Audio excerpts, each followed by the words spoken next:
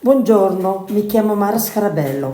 Anch'io, come tante altre ragazze, sono entrata in Finlandia, giovanissima, nel 1950. Abitavo via Selva e partivo presto al mattino perché arrivare in Colversi la strada era lunga. Si doveva andare a piedi, dato che i pochi potevano permettersi la bicicletta, che costava circa 20.000 lire ed era un lusso. Mi mettevo le dalmine e arrivavo spesso con le caviglie insanguinate, ma bisognava andare perché erano anni difficili e occorreva portare a casa i soldini. Non ricordo di aver mai contato quanto c'era nella busta paga. La davo subito alla mia mamma e le prendeva e comprava quello che ci serviva.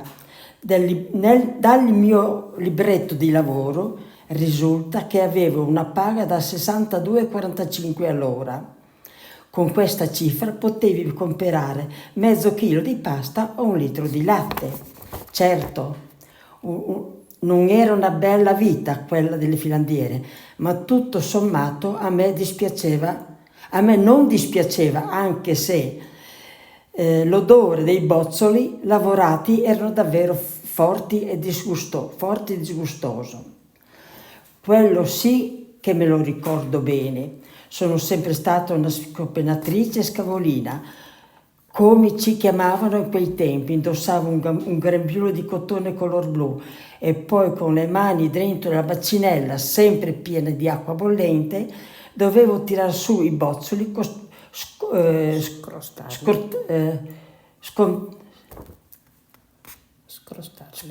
scrostarli.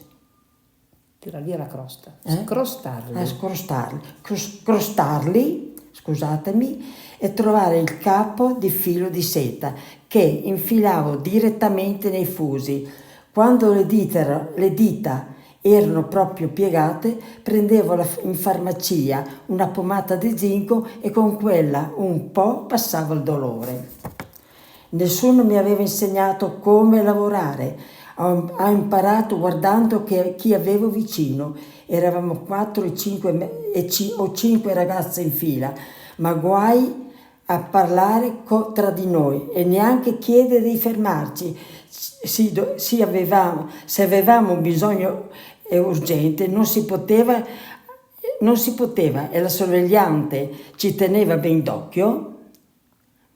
Però ogni tanto si cantava Fiorinfiorello o Pippo non lo sa, e questo ci dava un po' di vita e di allegria. Ricordo che negli anni in cui ho lavorato, la signora che ci controllava tutti si chiamava Pierina ed era molto severa. Se non riusciva a scopinare tutto il cesto dei bozzoli, ci diceva che eravamo una bella vigna ma poca uva.